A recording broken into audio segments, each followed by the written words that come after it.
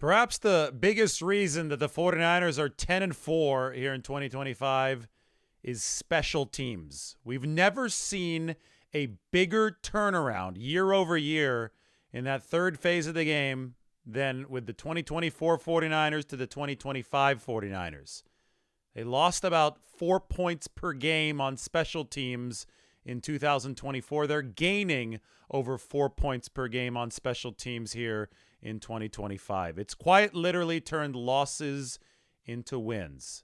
So with special teams being at the center of the 49ers discussion, it was perfect timing for me to be connected with Doug Brien, longtime NFL kicker, had a 12-year career, who actually began his career with the 49ers. They drafted him in the third round of 1994.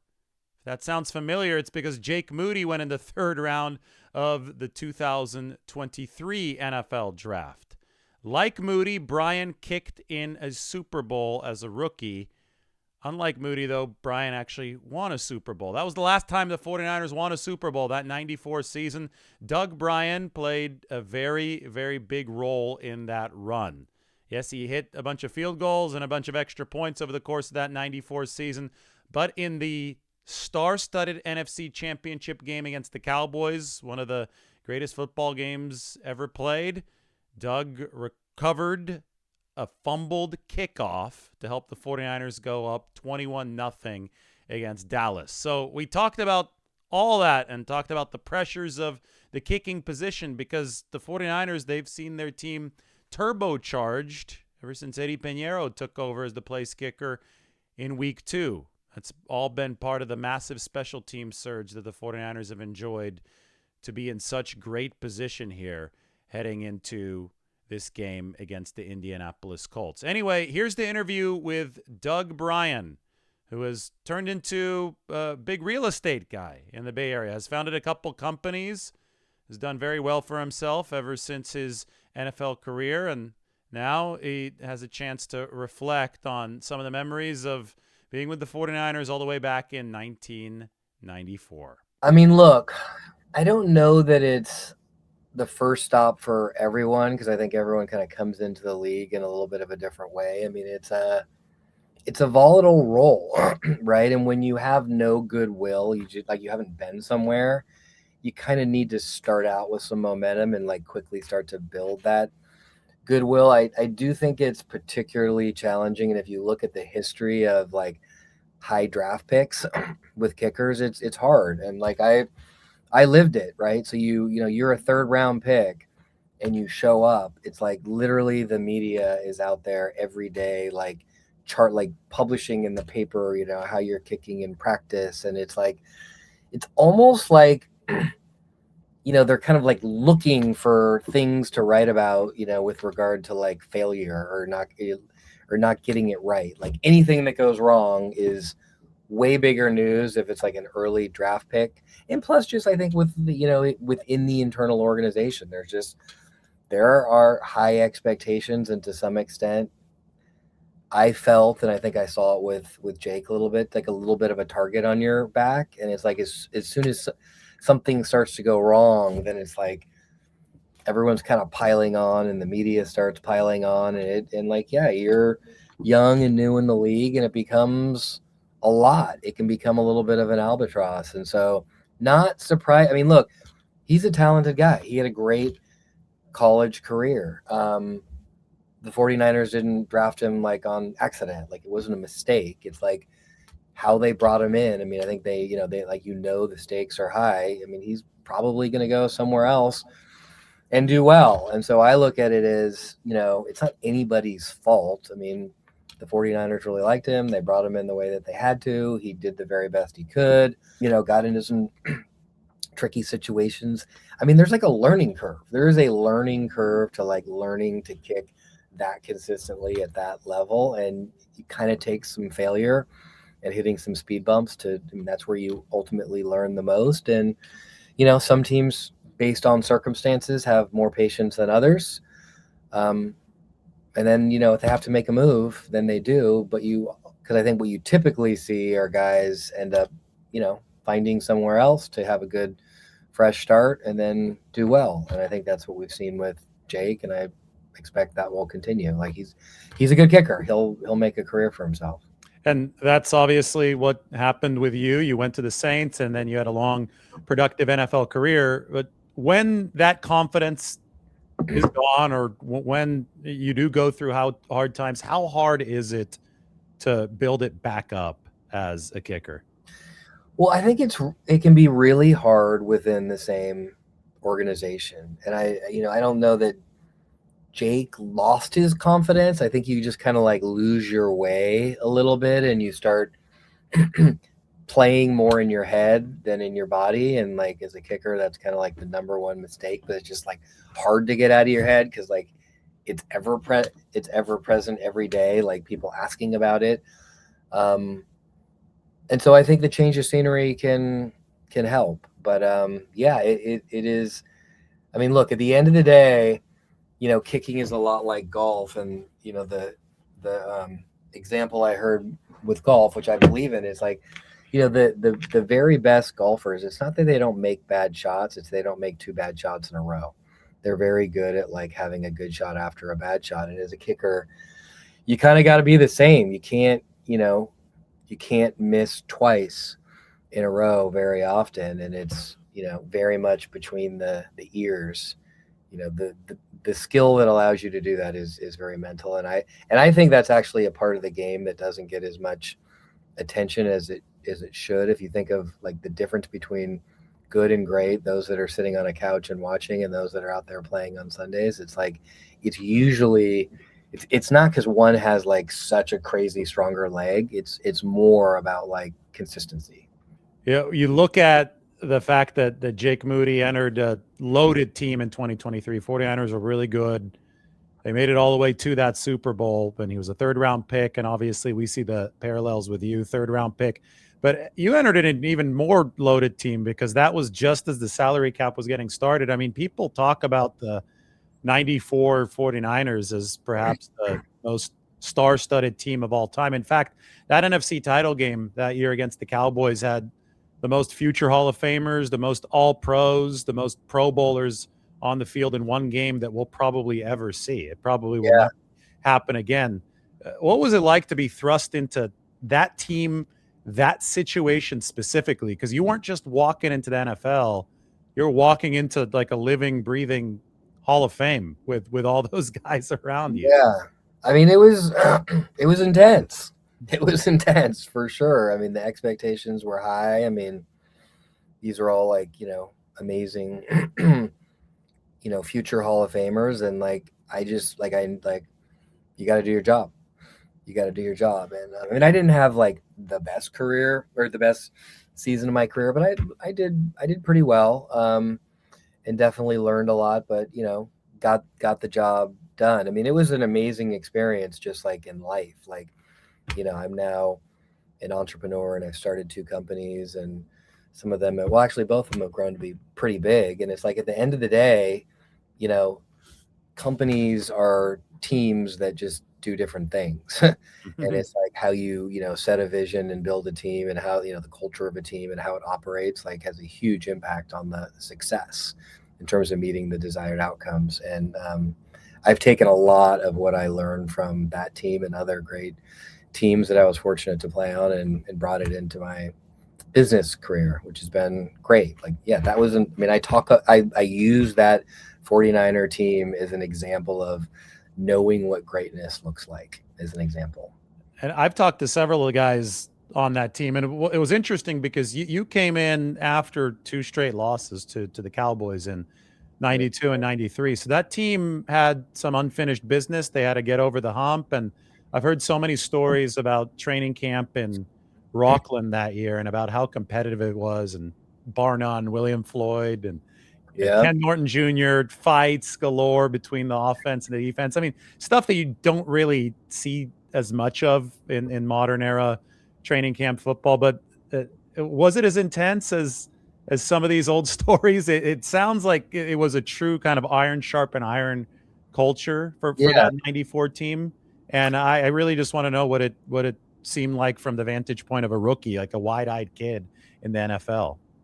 Yeah, I mean, I don't think I'd ever, people talk about player-led teams as a concept, and I've never seen it be more true than with that team. I mean, George Seifert was a great head coach, kind of a quieter, more subdued coach, at least of the ones I played for. But I mean, it was the players. I mean, it was Steve and Jerry and Gary Plummer and Ken Norton and Merton and eventually Dion. I mean, the list goes on, but it's like these guys all viewed it as this is a once in a career opportunity to get these guys. Like everybody just knew that like it wasn't going to last forever, and this was the year, and it was literally like burn the ships on the beaches. Like there is no going back. Like there is no option but to win it all, and everybody showed up at practices and in meetings and in the playoffs. And I mean, it was interesting. Like you started out our conversation with that fumble. I mean, I've literally never in my entire 17-year career, college and NFL, recovered another ball. And there was something about, I don't know, like I got down there deeper than I usually do just because of the like hype of the game. And there was this like moment where it was like the parting of the Red Seas. And I saw on the field what nobody else could see because of everything that was happening. It was just, I had this like window to get in there, and it was probably the most terrifying subsequent 30 seconds of my life because there was 21 other people, on the field on top of me trying to get the ball, or like Real dog pile. everybody else off me so I could get the ball. And it was like, the curl workout. I mean, people were ripping my head and helmet off sideways, just anything to get that ball away. And I came up, I think my helmet was on crooked. It's like, I got it. But it was like, I mean, that was the intensity that like everybody brought to that game. Cause that was, I mean, that was the pinnacle moment of the season, beating Dallas in the NFC Championship. And we know that football has got such butterfly effects, and so many of those are rooted back in turnovers. And you go back to that NFC Championship game, it was 21-0. San Francisco almost right out of the gate ended up being a 10-point win, but that snowball effect of the start of the game, I think you could very objectively say that was the difference. So that fumble recovery, one of those pivotal plays, and that's obviously why it was also so hotly contested out on that field. It was one of those things where I think the 49ers of that year, after having lost to the Cowboys in 92 and 93, really needed to get off to a good start. Uh, Right. Thinking back to the morning of that game, I know that you guys always stayed at the airport Marriott, right? Then the buses would go from there down 101 or up 101 to Candlestick. What was the mood? What was the mood on the bus? What was the mood as you saw that stadium appearing? Was there tension there? Was there relaxation? Was there kind of a knowledge that you guys were going to get it done on that day? It's awesome to think back on what might have led up to that game. Yeah, I mean, I would almost call it like a loose intensity because people definitely were like, loose listening to music. And I mean, I think one of the great things about that team is like it actually wasn't that different that game than other games because everybody knew every game mattered, and that game wouldn't end up mattering if you don't win the ones Mm-hmm. leading up to it. And so it was really a very consistent, and we had a little bit of a blip in the middle of the season. If you remember, I think we lost to the Eagles at home, which was like a huge surprise. And I mean, literally after that, it was like no one was messing around with any game. And I think the only other game we lost was against the Vikings, the last game of the regular season. But we had already had You're resting guys. we basically rested people because that game literally didn't matter. That Eagles game was the one that was different, but was massively a wake up call. But I don't know, that team was just such a like it was a team of the pros of the pros, and so many people that knew how to win and everything it took to win. Coaches didn't have to like enforce or say anything. I mean, the players, it really truly was a player led team, and it was a very cool. It was a very cool team to be a part of. Like I learned a lot and really enjoyed the experience. If I recall, it rained almost all week ahead of that NFC Championship game. So the field, Was this a mess. Candlestick was under sea level. The field was a bit of a mess. Yeah. I'm wondering if it affected your kicking in that game. And then B, I'm probably even more curious about the fumble recovery, because not only are you piled on by 20 guys, you're also in the mud, right? That had to Yeah. be quite a mess at the bottom of the pile. Yeah. I mean, I watch Levi's now and down in Santa Clara. It's like, oh my gosh, that's like a putting green. I mean, kicking at Candlestick with that thick, muddy grass and wind. It was hard. I mean, that was a really, really tricky place. I remember in my first game against the Raiders, I think I went out for like a 40-yard field goal, and it was like I was looking at the flags, and both flags were blowing inwards. Like it was swirling so much both directions. You were like kicking into the wind. It's like, where do you aim the ball? Like it was so swirly. Where do you even aim the ball? So yeah, it was a challenging place to kick. And that particular day, yeah, I mean, I remember I literally put on the longest studs I could find, and I was having a hard time in warmups on kickoffs, like just standing up. Like you come into a kickoff. I adjusted my approach and my steps, because if I came in too aggressively, like the grass just wouldn't hold the momentum I had. And so, I mean, I remember, I think I had, I don't know, 3 or 4 PATs, and I kicked a field goal. And it's like, yeah, there was no gimme field goals in that game. I mean, it was mud and slop everywhere. It doesn't always show up that way on TV, but it was, trust me.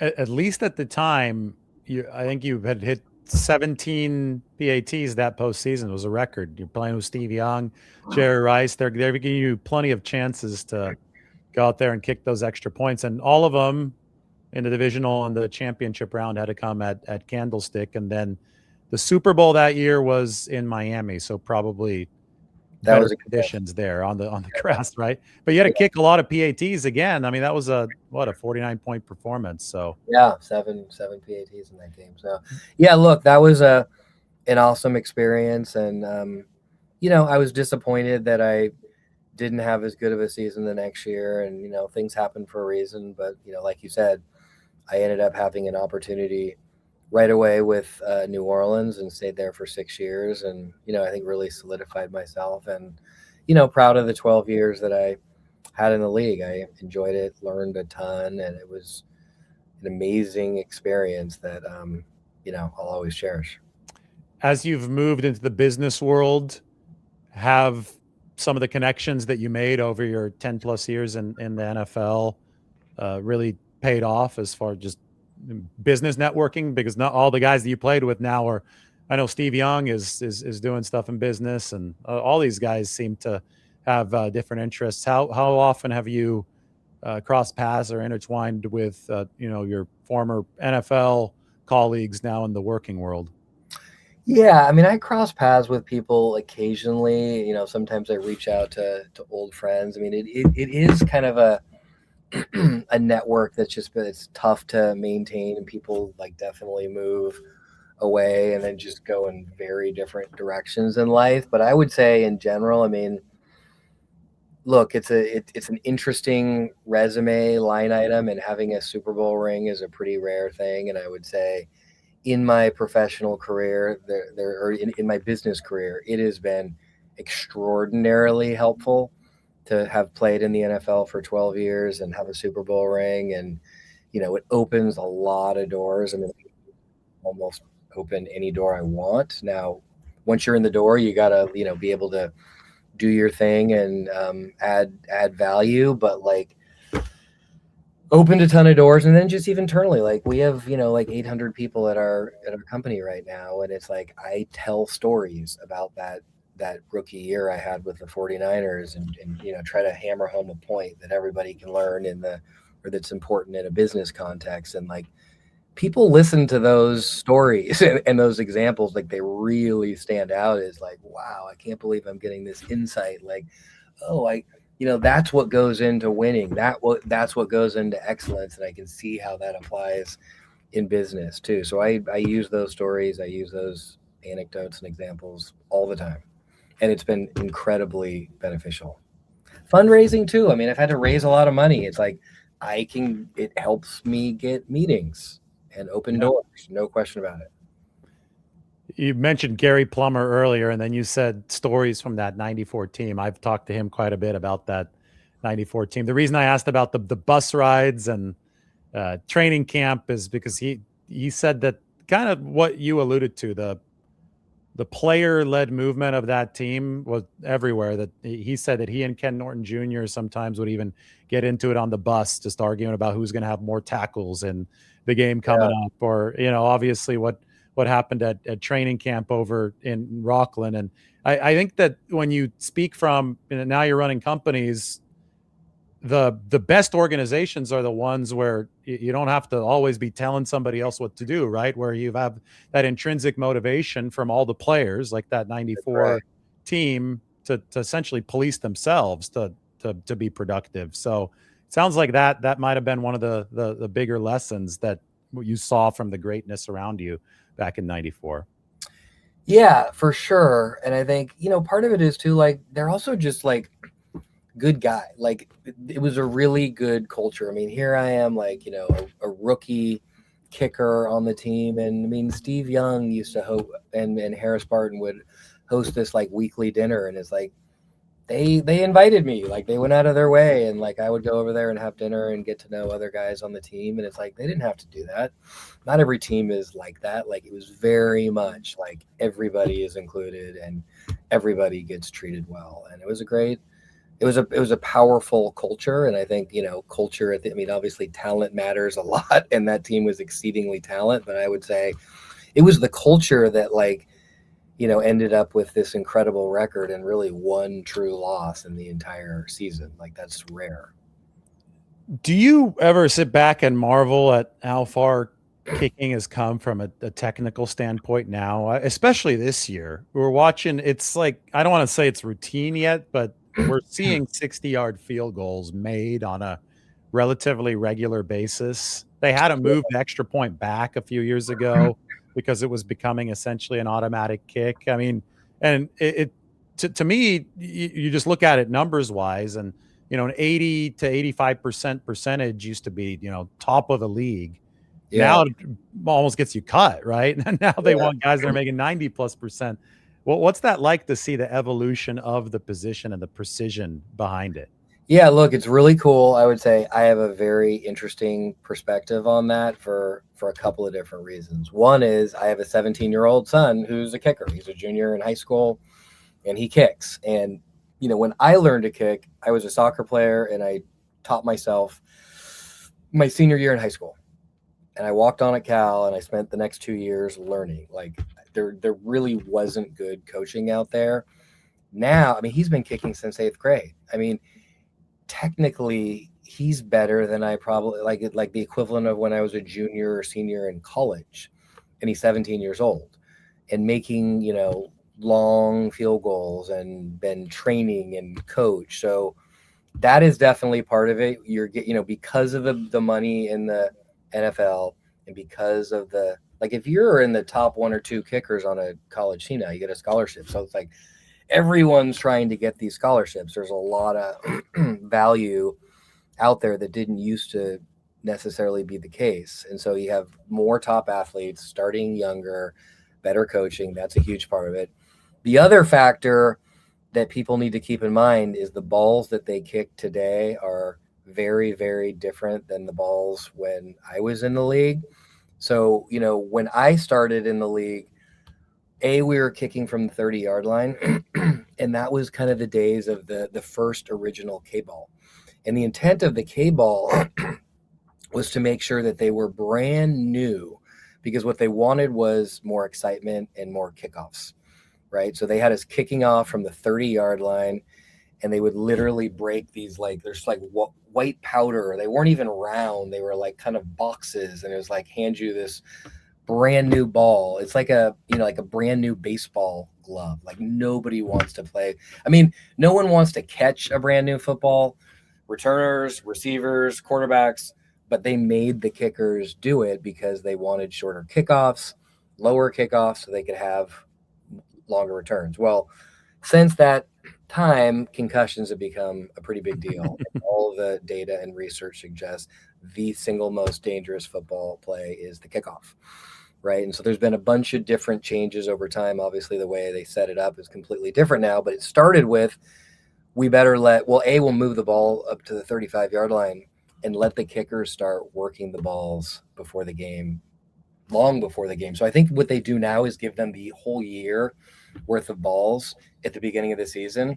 And if you ever see the close up of the ball, like match it up to like the 1995 kicking ball to the kicking ball of today, like they are round and brown and explosive. And so when you match guys getting unquestionably better technically and stronger and like fundamentally different balls, that's adding 5 to 7 yards onto those kicks compared to, kicking a brand new ball. So I think it's super exciting. I love watching the field goals. I mean, if you saw that Viking Seattle game, I mean, insane. It was like 3 over 50 in the last few minutes, and crazy how good these guys are getting. But I think that's what you see happening. And the strategy has changed. Seattle started calling timeouts at a time when a team normally didn't call timeouts. They were on defense because they wanted to set up a rebuttal, because they essentially assumed a field goal would be made, and they knew that they needed time to go kick one the other way. It reminds me, I was in Mexico City when the Niners were playing there a couple years ago, and I was watching Robbie Gould warm up, and he's kicking it from the corner end zone pylon, just trying to hit the upright, and he hit the upright like 3 times in a row. And I mean, the precision and it's really, really turned into something that I think it's tough, really tough when kickers miss now because of social media and all that. But there's also this even higher expectation than ever before they're going to make it, because you've seen these examples of guys just drilling 65-yarders in their sleep now. So yeah, and they do, and that's the level. And I mean, my hope is like, they keep getting paid more and more and more, because if you think about like what it takes to win in the NFL, I mean, it is a game of inches and points, and who's the leading who are the leading scorers. I mean, these guys, the role has become really, really crucial. They are the leading scorers. Right now, I think there's a race between Eddie Pinheiro and Christian McCaffrey for leading scorer on the 49ers. So always important to keep that in mind. Can't forget about the kickers. And, Thomas Morstead, who's the 49ers punter, he's the holder now for San Francisco. But a productive game for him the other day. It was funny. The specialist was put in the spotlight because they didn't have to punt at all. So he was really happy that he essentially got the day off, and all he had to do was hold for point afters. Yeah, if you remember Klaus Wilmsmeyer, who was the punter back on that Super Bowl team, he had a lot of games where all he did was hold, because that team did not punt very often.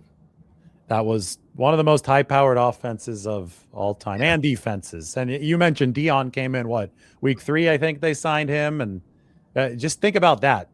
That loaded of a team adds Deion Sanders and wins the Super Bowl. The last time the 49ers won it, over 3 decades ago. Well, Doug, now you got to get going. I really appreciate the time. It was fun to reminisce on some of those teams.